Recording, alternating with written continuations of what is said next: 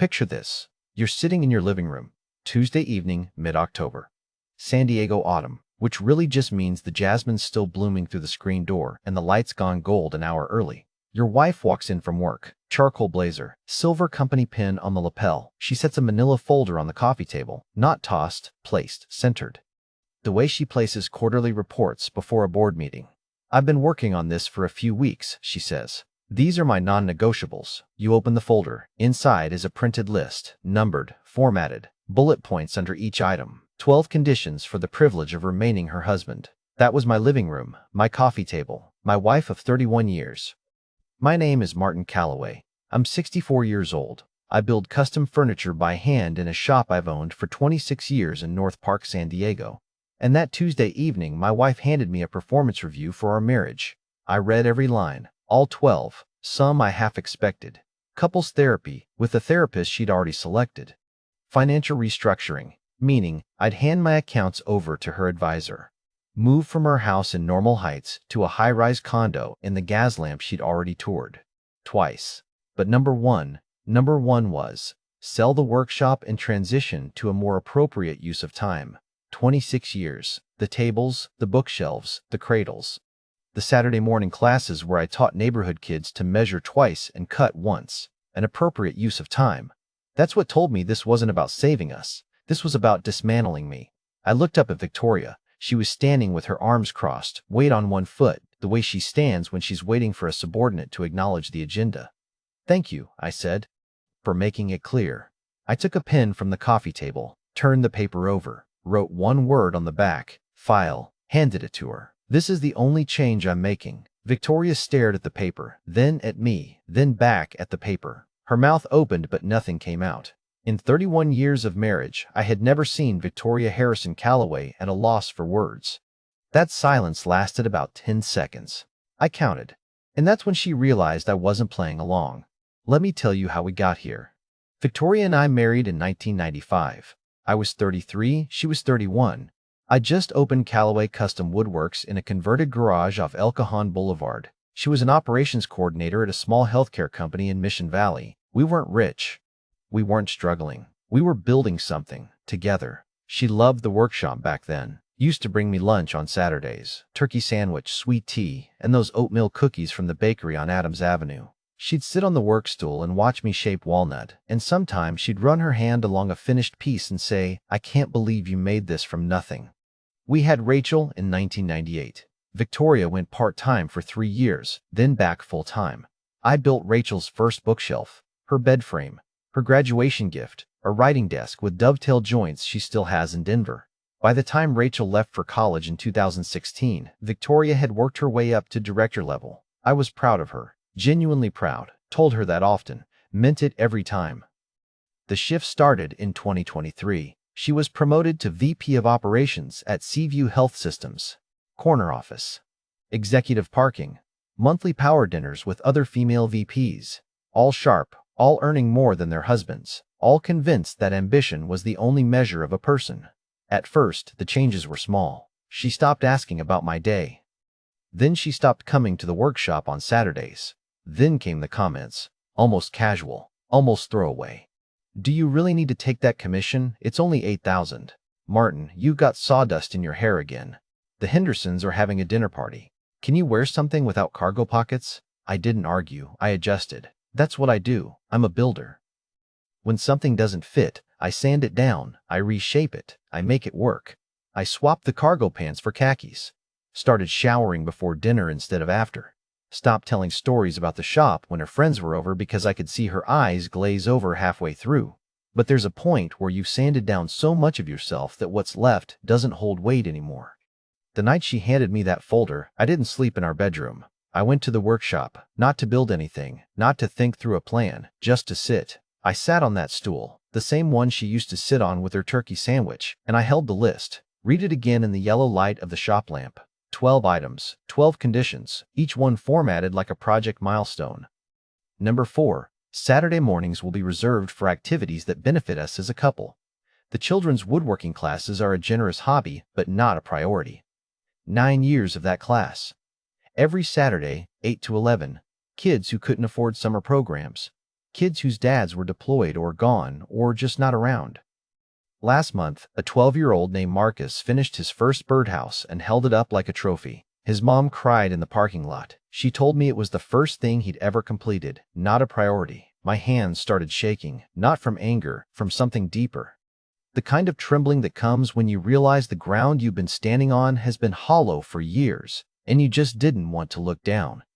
I sat there until 2 in the morning, kept thinking about 1997, the year I built our dining table.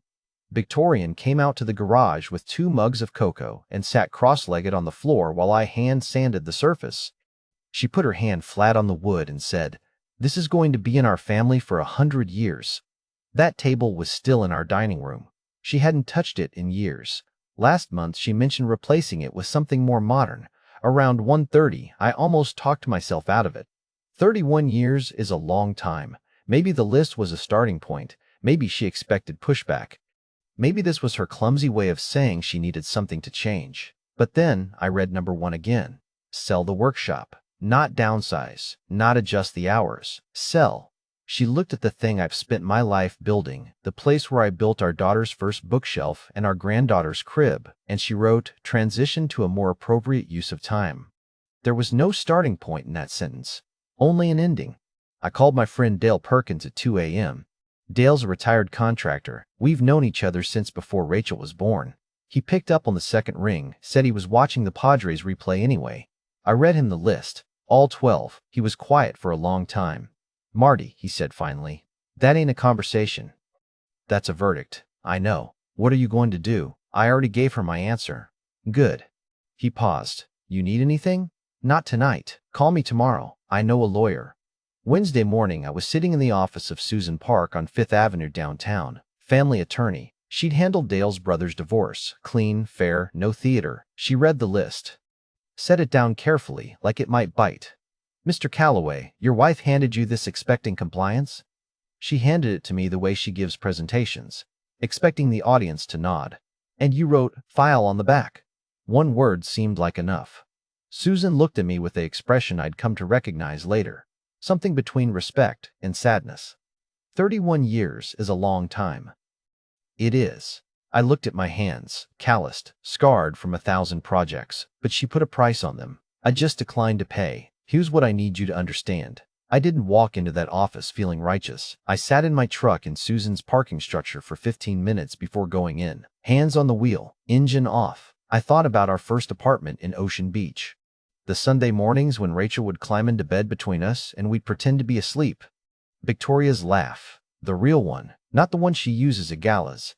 That laugh disappeared somewhere around 2023, and I'd been pretending not to notice. I didn't want a divorce. I wanted my wife back. But the woman who wrote that list wasn't my wife. She was a VP who'd decided her husband was an underperforming asset. Victoria didn't know I'd filed. Not yet. For 2 weeks, she thought this was a negotiation she could still win. Thursday, the day after my file response, she tried charm. Came home with takeout from Juniper and Ivy, my favorite, sat across from me at the kitchen table with candles she'd bought on the way home. Smiled the smile she uses at charity fundraisers. "I think we got off on the wrong foot," she said. "The list was about us, about making things better. Victoria, the first item was selling my business." "It's not a business, Martin. It's a workshop. Stay with me here." The way she said that word, workshop, her mouth shaped it like she was describing something a child would play in. And right there, over $60 takeout and Pottery Barn candles, I understood something I'd been trying to avoid for 3 years. She wasn't asking me to change. She was embarrassed by who I am. I ate the food, thanked her for dinner, walked to the guest room. Friday, ice. Complete silence. She walked past me in the hallway like I was a coat rack. Saturday, I left for the workshop at 7:30. She was in the kitchen. "You're still going to that class?" "Every Saturday. I asked you to prioritize us. You asked me to erase myself." Different request. She had no answer for that one. Sunday, she mentioned Greg Harmon, VP of Finance at Seaview. Casually, over morning coffee. Greg invited me to the executive retreat in La Jolla next month. 3 days. It's a leadership development thing. She watched my face when she said his name, waiting for something.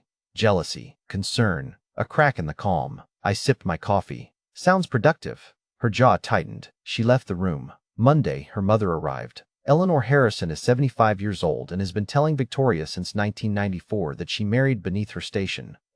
Eleanor's late husband was an orthopedic surgeon.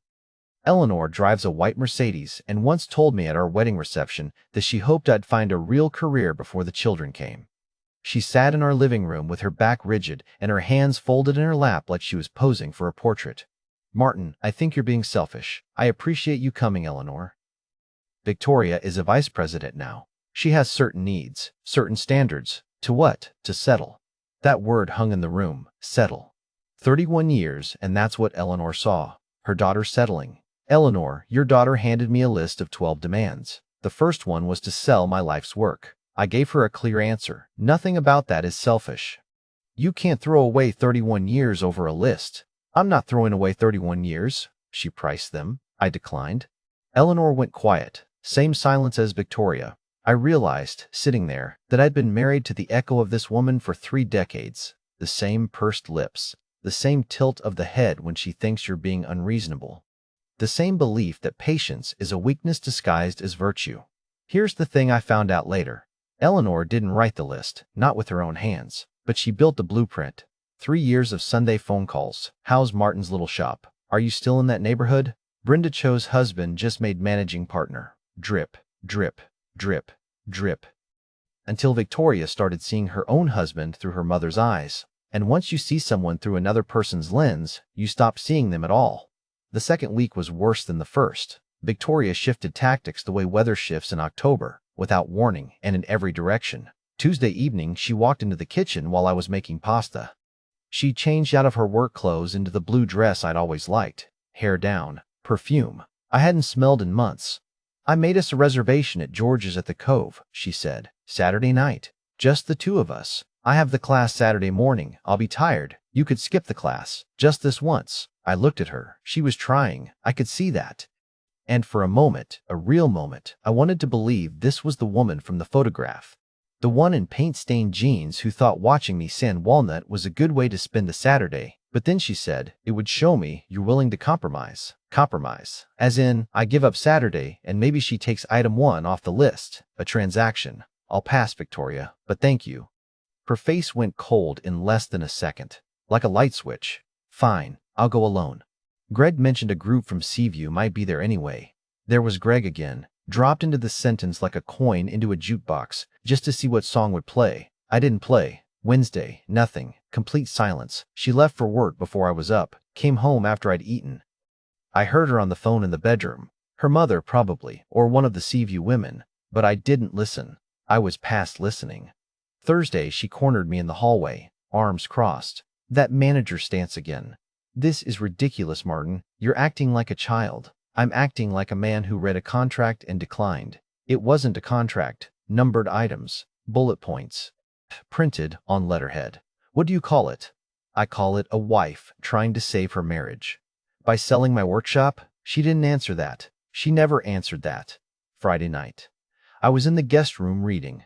The house was quiet. Around midnight, I heard something through the wall. Soft. Rhythmic. It took me a moment to realize what it was. Victoria was crying. Not the kind she showed me. The controlled kind. The negotiation kind. This was different. Quiet and raw and steady, the way people cry when they're alone and they've stopped performing for anyone. I lay there and listened. 31 years of sleeping next to someone, and you learn the difference between tears that are meant for you to hear and tears that come because there's no one left to hear them. I almost got up, almost opened that door and sat next to her and said, "Vic, talk to me. Just talk to me." But I thought about number 1, sell the workshop, and number 4, not a priority, and I stayed in bed. That might have been the hardest night of my life.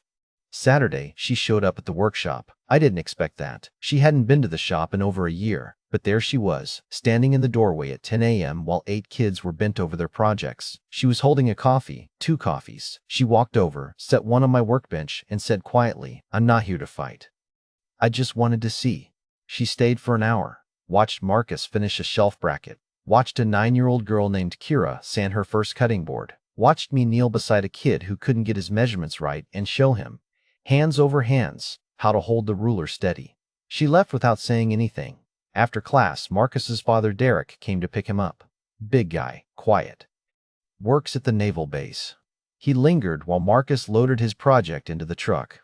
"Mr. Calloway, you mind if I say something?" "Go ahead. My ex-wife did something like that. Not a list exactly. But she sat me down one day and told me all the things I needed to change or she was gone. I changed every one of them. Took me 2 years. Did it help? She left anyway. Said I'd changed too much. Didn't feel like the man she married anymore." He looked at me. "There's no version of you that would have been enough. Not for someone who's already decided you're the problem." I nodded. He shook my hand and left. That night, I found a note on the kitchen counter. "I forgot how good you are with them." For a second, I thought, maybe there's a door here. Then I turned the note over. On the back, in her handwriting, "But we still need to talk about the list." And the door closed. 2 days later, I was alone in the workshop after hours. The kids were gone. Marcus's birdhouse was drying on the rack. I was supposed to be finishing a commission, a walnut dining table for a couple in La Jolla, but I couldn't focus. I found a photo stuck behind the pegboard. Victoria and me, 1996, standing in the original garage shop. She's wearing paint-stained jeans and holding a sanding block, laughing. Genuinely laughing. Her hair's falling out of a ponytail, and she's looking at me like I'm the only interesting thing in the room. I held that photo, and my chest did something I couldn't control, not crying exactly, just pressure. Like someone was standing on my ribs. I leaned against the workbench and pressed my palms flat on the surface, and stayed like that for a long time, just breathing, trying to figure out where that woman went. She didn't leave. She got promoted. Rachel called me from Denver the following week. My daughter, 28, married to Josh, mother of Ellie. "Dad, Mom says you're filing for divorce." "I am." "Over a list?" "Rachel, have you read the list?" Pause. "No." "Asked your mother to show it to you, then call me back." She called back the next morning. Her voice was different, careful, like she was handling something fragile. "Dad, yeah, number 1 says sell the workshop." "It does. You built my first bookshelf in that workshop. Ellie's crib. Mom's anniversary chest, the one with the inlay." "I remember." Long pause. "Number 9 says move to a condo she already toured." "She already toured it, Dad, before she even showed you the list." "I know. This wasn't a conversation, was it?" "No, sweetheart. It was a verdict." Another silence. Then I heard something. "Dad, last weekend Mom was on the phone with Grandma. I was in the next room at their house. Grandma said, 'Make it clean, Victoria.' Like a contract. Men respond to structure. And Mom said," Rachel's voice cracked, "he'll sign it. He always adjusts. He always adjusts." That sentence hit harder than the list. Because she was right. For 31 years, I had adjusted, changed my clothes, shortened my stories. Swallowed my pride at dinner parties when Victoria introduced me as Martin. "He does woodworking." In the same tone you'd say he collects stamps. He always adjusts. She was counting on it. The list wasn't a negotiation, it was a bet. And she was betting I'd fold. The papers were already filed. Susan Park had been efficient. Victoria just didn't know it yet. She found out on a Wednesday afternoon. I was in the workshop teaching Marcus how to cut a dovetail joint. The door opened. Victoria stood in the doorway holding a legal envelope. Her face was white. "You actually filed." "I told you I would." She looked around the workshop, at the tools on the pegboard, the half-finished dining table. Marcus, frozen with a chisel in his hand. "Can we talk?" "Marcus, take 5. Grab a soda from the fridge." The kid left. Victoria sat on the stool. That stool, the same one where she'd eaten turkey sandwiches 25 years ago. "Martin, this is insane. You can't end a 31-year marriage over a piece of paper. You ended it. I just formalized it. That list was supposed to start a conversation. A conversation where item 1 is sell everything you've built." "That's not a conversation, Victoria. That's a demolition notice. I was trying to help us grow." "Grow into what? A condo I didn't choose? A therapist you pre-selected? A life where I'm not allowed to teach kids on Saturday mornings because it doesn't benefit us as a couple?" She started crying then. Not the controlled tears she uses in arguments. The kind where her chin trembles first and her hands don't know where to go. She looked smaller on that stool. Younger. Frightened. "I didn't mean it like that. You formatted it, Victoria. You numbered it. You printed it on company letterhead. You placed it on the coffee table like a quarterly projection. You meant every single word. My mother. Your mother didn't write number 1. You did.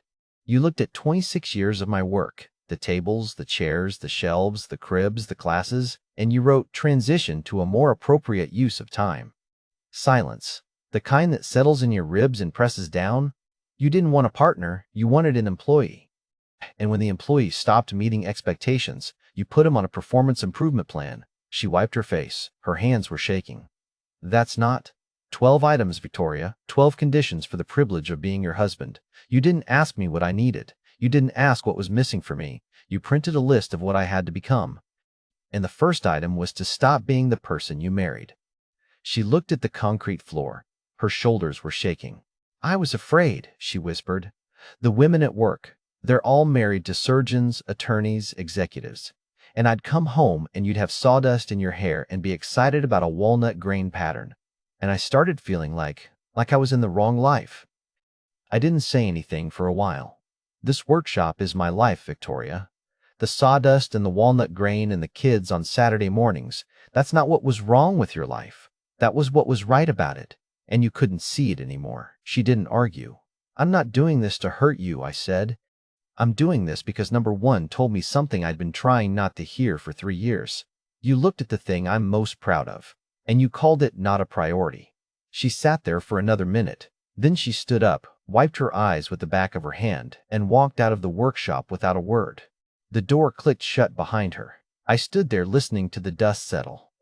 That was October. Mediation happened in December. Susan handled it. Clean, fair, no theater. Victoria kept the house. I didn't want it anymore. It had stopped feeling like mine 2 years ago. I kept the workshop and the accounts I'd built myself. Everything else split evenly. 31 years distilled into signatures and property assessments. I found a place in Normal Heights. Small apartment, 3 blocks from the shop. I could walk to work. First morning there, I made coffee in a kitchen that smelled like fresh paint instead of jasmine. The silence wasn't peaceful. It was just empty. But it was mine. Rachel brought Ellie to visit in January. My granddaughter ran her fingers along the same work stool and looked up at me with those big brown eyes. Grandpa, can you build me a dollhouse? Absolutely. A really big one? The biggest one in California. She threw her arms around my leg. Then she pulled back and said, How come Grandma doesn't visit the shop anymore? I didn't have an answer a 3-year-old would understand. So I just said, Grandma's busy, sweetheart. Rachel watched from the doorway. I saw her wipe her eyes. I ran into Victoria 3 months after the papers were signed. Saturday morning, farmer's market in Hillcrest. She was alone. No blazer, just a sweater and jeans. She looked smaller than I remembered. Martin, Victoria. She glanced at the bag in my hands. Walnuts from a local grower. For the shop. For the shop. She nodded slowly. I threw the list away. Good, I think. The list was never really about you. It was about me. Trying to prove I was in control of something. I looked at her. At this woman I'd loved for 31 years. Who'd brought me sandwiches and sat on that stool, and then, somewhere between director and VP, decided that the man with sawdust in his hair wasn't enough for the woman in the corner office. Maybe, I said, but you handed it to me. And that's the part I can't undo. She wiped her eyes, quick, the way she does when she doesn't want anyone to see. I know. Take care, Victoria. You too, Martin. I walked home through Hillcrest with the walnuts heavy in my bag and the morning warm on my face. Somewhere inside that one word, file, there was a whole marriage, folded up and finished, not with shouting, not with a door slammed, just with clarity. Some people might say, I should have fought harder, found a middle ground between her 12 conditions and my one-word answer. But here's the thing about building things for 40 years. You learn to read a joint. You learn which ones can hold weight and which ones have been forced into place. You can glue a bad joint. You can clamp it. You can make it hold for a while. But the stress never leaves, and one day it splits. The best joints are the ones where both pieces were shaped to fit each other, not where one piece was sanded down until there was nothing left. She handed me a checklist. I handed her clarity. That's the only negotiation I had left. Dear listeners, that's our ending. If it resonated, subscribe to support the channel. See you next time.